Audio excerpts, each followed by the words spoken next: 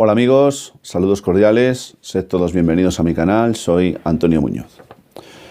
Estamos concluyendo una semana, pues una semana que está dando mucho juego, porque desde que se diera a conocer el preacuerdo entre lo que podía ser el futuro gobierno constituido por el Partido Socialista y por Unidas Podemos, no para de haber todo tipo de reacciones, los comentarios en la calle, todo tipo de debates, de discusiones, de dimes y de diretes. Bien, eso lo podemos ver a pie de calle. Pero yo quiero dedicar los próximos minutos a ahondar un poco en cuáles son algunas de las previsiones que muy probablemente podrían implementarse de fraguar finalmente ese preacuerdo en un acuerdo de gobierno entre el PSOE y Unidas Podemos. Evidentemente se podrían hablar de muchas cosas. Es muy pronto porque estamos hablando de un preacuerdo. Es decir, si analizamos un poco cuáles son los programas electorales de uno y otro grupo y si tenemos en cuenta un poco también los elementos básicos de ese preacuerdo, pues no tenemos más que una mera declaración de intenciones. Pero si esa declaración de intenciones la vinculamos con los programas electorales de una y otra formación, obviamente podemos empezar ya a extraer algunas consideraciones. Mirad, en el mundo del trabajo va a haber cambios importantes. Incluso se habla de una posible reforma laboral nueva. Eso, obviamente, son palabras mayores, provocaría un auténtico mare magnum en el Estatuto de los Trabajadores y pondría al mundo del trabajo pues poco menos que patas arriba en muchos aspectos.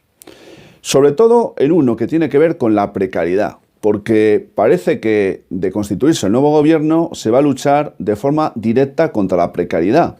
Incluso se prevé o se habla de prohibir que se pueda celebrar un contrato laboral por menos de 6 meses. Es una hipótesis. Estamos hablando de, no estamos hablando de nada que se haya decidido ya o que se vaya a implementar de manera definitiva. Pero claro, esa medida obviamente yo creo que es una buena medida, pero se hace con la finalidad de que la contratación indefinida se incremente, lo cual creo que sería un objetivo pues muy loable y que yo creo que todos desearíamos que se consiguiera. Ahora bien, para que se consiguiera un incremento en lo que es la contratación indefinida, tendría que incentivarse que esa contratación se pudiera hacer, porque si no hay un incentivo fiscal, si no hay un incentivo social para las empresas para que hagan ese tipo de contrataciones indefinidas, pues tengo muchas dudas de que finalmente el objetivo que se persigue se pueda conseguir o se pueda lograr, porque sencillamente al final el que va a decidir si se contrata o no se contrata no es el gobierno, sino la empresa, y si la empresa no tiene un incentivo para contratar a nadie de una manera indefinida, pues sencillamente, pues a lo mejor lo que hará es no hacerlo. También va a tener que ver mucho con el tema de los autónomos. Atención, el ejército de autónomos que somos en este país, los más maltratados fiscal y políticamente que hay en esta España nuestra. Sí, pues fijaros, parece ser que lo que se pretende hacer, ojo, que lo que voy a deciros a continuación os va a gustar y os va a sonar a música celestial, igual que a mí, es que el autónomo pague única y exclusivamente por aquello que ha cobrado. Eso me parece absolutamente justo. Hasta ahí muy bien. Pero claro, para que esto sea posible, será necesario que las cuotas de los autónomos se dupliquen o incluso hasta que se tripliquen. Con lo cual, explicadme a mí cómo el autónomo, el pequeño empresario, el pequeño gestor de su propio negocio va a poder sobrevivir si encima se le sumen las cuotas que tiene que pagarle a la Seguridad Social, que es lo mismo que el Estado. Se habla de que, claro, con todas las medidas que tiene previsto este futuro nuevo gobierno, pues va a ser un gobierno de carácter social. ¿Por qué? Pues porque va a implementar un montón de medidas que van a tener que ver precisamente con eso, lo que implicará necesariamente un aumento en el gasto social. Pero claro, todo eso es muy bonito, voy a hacer tal, voy a hacer cual, todo eso es muy bonito, pero ¿de dónde van a sacar el dinero para conseguirlo? Porque por muchas cosas que se quieran hacer, si no hay recursos, al final se quedará en nada, generará más frustración y al final encima, pues lo que traerá será pues una situación de cabreo generalizado mayor del que ya existe en este país. Sobre el tema del plan de pensiones. Bueno, sobre el tema del plan de pensiones siguen convencidos, siguen diciendo que hay que blindarlo y que se revalorizarán las pensiones conforme al IPC. Todo eso está muy bien, yo también estoy de acuerdo. ¿Quién puede negarse a eso? En un principio.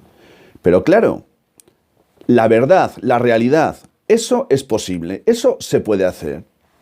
Con un sistema público de pensiones como el que tenemos, donde cada mes se incrementa el número de pensionistas y de pensiones contributivas que hay que pagar, donde las cotizaciones siguen bajando. Es verdad que en los últimos tiempos han subido, pero cuidadito, analicemos cuál es el componente de las distintas cotizaciones. Analicémoslas. Por lo tanto, no creo yo que esté tan bien el tema de las cotizaciones, aunque haya subido en los últimos tiempos, es verdad, cuando resulta que el gobierno, en el día de ayer, ha tenido que dictar un nuevo Real Decreto Ley para extraer del Fondo de Reserva de las Pensiones nada más y nada menos que 3.500 millones más, hasta el punto de dejarlo única y exclusivamente con unos exiguos 1.500 millones. ¿Dónde quedaron los 66.815 millones de euros que tenía el Fondo de Reserva de las Pensiones hace 8 años? ¿Dónde quedaron? Que se lo pregunten a los políticos. ¿Por qué no podemos exigir responsabilidades a esta gente de la gestión que ha hecho de los recursos de la Seguridad Social? Hasta el punto de que haya habido que sacar casi más de 60.000 millones de euros en solamente 8 años. Pero claro, vivimos en un sistema donde nadie es responsable y donde a nadie se le puede exigir ningún tipo de responsabilidad. Bien, podría seguir diciendo muchas cosas que, bueno, pues que hay o que presumiblemente va a haber, pero quisiera hacer un enfoque muy especial al tema fiscal, dejando claro, y quiero que quede muy claro, que yo de temas fiscales sé muy poquito. Por tanto, es posible que a lo mejor alguna de las cosas que diga no sea exacta. Pero voy a tratar de explicaros brevemente cuál es, de alguna manera, la política fiscal que cabe esperar del nuevo gobierno que se pueda constituir entre el PSOE y Unidas Podemos. Se va a incrementar el número de impuestos. No voy a hablar de los impuestos indirectos, que también, y del IVA, que también, por cierto, se lleva diciendo desde hace tiempo que tenemos un IVA muy pequeño, el 21%. Con lo cual, ya sabéis eso a qué suena, ¿verdad? Pues muy bien, pero yo voy a deciros algo sobre el tema del IVA. Y voy a deciros que España es, de los países de la Unión Europea, el que ha subido el IVA más desde el año 2009, el que más lo ha subido. Y voy a deciros también que España ha sido el país del mundo que realizó un incremento del IVA más fuerte, es decir, lo subió de golpe 3 puntos, del 18 al 21%, ¿os acordáis?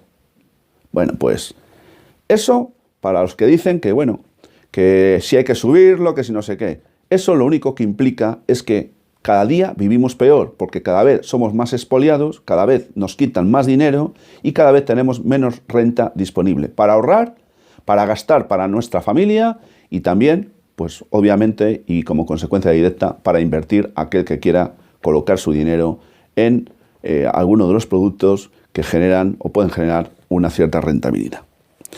¿Qué impuestos nuevos se van a establecer? Pues hay dos que parece que se dan prácticamente por hechos. Una es la famosa tasa Tobin, que gravaría las transacciones financieras. Es decir, que todas aquellas operaciones, por ejemplo, que tuvieran por objetivo la captación de dinero en bolsa, pues iban a tener, o van a, si finalmente se implementa este impuesto de la tasa Tobin, tenían que pagar una tasa, un impuesto. Y eso, obviamente, lo que va a provocar seguramente es que la captación bursátil de capital pues sea menor de la que sería en caso contrario. Pero es que hay otro impuesto que es, o tasa que se llama la tasa digital, el impuesto digital o tasa Google.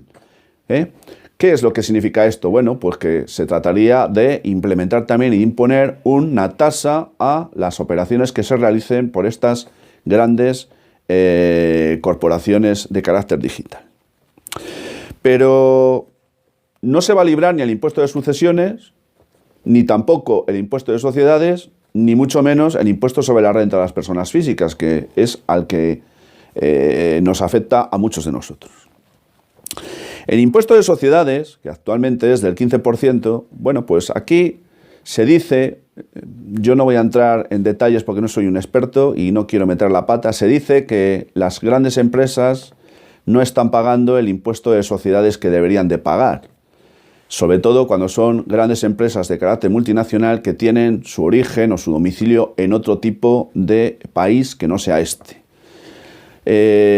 Los detractores de esta teoría sostienen que se está pagando una cantidad importante teniendo en cuenta que obviamente lo que hay que pagar o por lo que hay que pagar es por el beneficio generado por la actividad desplegada en el país, sin tener en cuenta o sin que se tenga que tener en cuenta para nada el beneficio que esa misma empresa o multinacional pudiera obtener en otro lugar.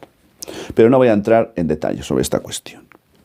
Sobre el tema del impuesto sobre donaciones y sucesiones, bueno, aquí lo que se pretende hacer es una recentralización del cobro del impuesto. Hay comunidades autónomas donde se cobran unos porcentajes diferentes a otras. En unos son más altos y en otros son más bajos. Lo que se pretende es una recentralización. Que no haya un lugar donde no se pague, donde haya un beneficio o una bonificación de un 95% y otro donde la haya del 20% o ninguna. Bien, esto parece que es también algo que se pretende hacer. ¿Qué pasa con el impuesto sobre la renta de las personas físicas, que es el que nos afecta a muchos de nosotros? Bueno, pues aquí lo que se pretende es subir lo que se conoce como los tipos marginales. Es decir, a partir de una determinada cantidad, lo que se va a hacer es subir el porcentaje a pagar. Por ejemplo, parece ser que si tienes o has obtenido más de 60.000 euros de renta a lo largo del año, pues en ese caso concreto tú vas a tener que pagar como tipo marginal lo que exceda del general, tendrás que pagar un 45%. Es decir, que si hubieras obtenido, por ejemplo, 80.000 o 70.000 euros de renta, por poner un ejemplo solo, pues sobre los 10.000, es decir, el excedente que resulta de restar los 60.000 que es la base a los 70.000 que has obtenido, sobre esos 10.000 lo que se está cobrando a día de hoy es un 45%. Bueno, pues lo que se pretende es incrementar esto, que del 45 pase al 47%, para aquellas rentas que sean de 150.000 euros al año. Si fuera de 300.000 euros al año la renta conseguida, entonces el tipo marginal sería, o se pretende que sea, del 55%. Estoy hablando de posibilidades que se pueden implementar, que no son todavía, que están ahí pululando. Está por ver si se van a fraguar o no, porque hay mucha resistencia, porque hay muchas presiones y porque esto no gusta nada pues, a las empresas. En el mismo día de que se adoptó el preacuerdo entre Unidas Podemos y el PSOE, el IBEX 35 bajó un 0,87% y no ha parado de bajar desde entonces. Bueno, sería largo seguir hablando del tipo impositivo medio que tenemos en España, que es del 21%, que con todo esto lo que no se va a conseguir precisamente es incentivar el ahorro y tampoco la inversión, y en consecuencia se puede acelerar todavía más la desaceleración en la que ya nos encontramos. En fin, yo voy a terminar ya porque es un tema un poco árido y tampoco quiero hacerlo demasiado extenso, pero sí quiero aportaros algún dato. algún dato, porque a lo mejor alguno de vosotros se está preguntando, bueno, ¿y cuánta gente tiene en este país realmente dinero invertido en bolsa? Hay muchas familias que parece como que es algo minoritario. Bueno, pues hay casi 4 millones de familias en este país, de hogares concretamente, que tienen efectivamente bueno, pues un dinero invertido en bolsa. Concretamente, la encuesta financiera de familias, que es un dato oficial que podéis contrastar si queréis, encuesta financiera de familias, dice que el 12,6% de los hogares españoles tienen invertido su dinero en acciones cotizables en bolsa, es decir, que son copropietarios de aquella empresa de la cual sean accionistas. Hay un 9% que son familias que tienen participaciones en fondos de inversión, mientras que el 18,7% lo tienen en planes de pensiones.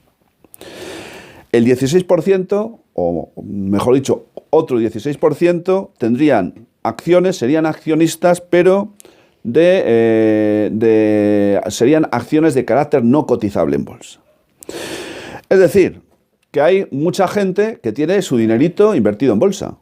Es verdad que es minoritario, pero es un 20% de los hogares españoles que representan algo menos de 4 millones de personas.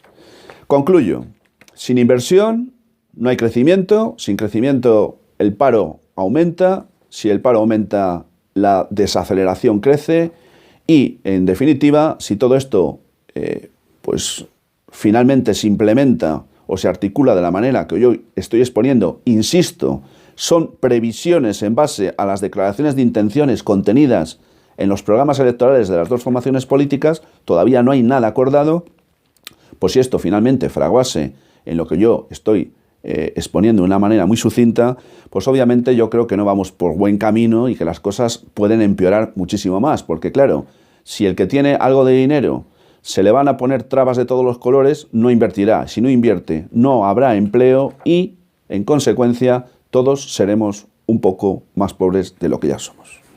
Gracias, amigos, por la atención que me habéis dispensado. Si queréis compartir el vídeo lo podéis hacer y si queréis suscribiros al canal podéis hacer lo mismo. Sin más y hasta muy pronto, os envío como siempre mi saludo fraternal de salud y libertad.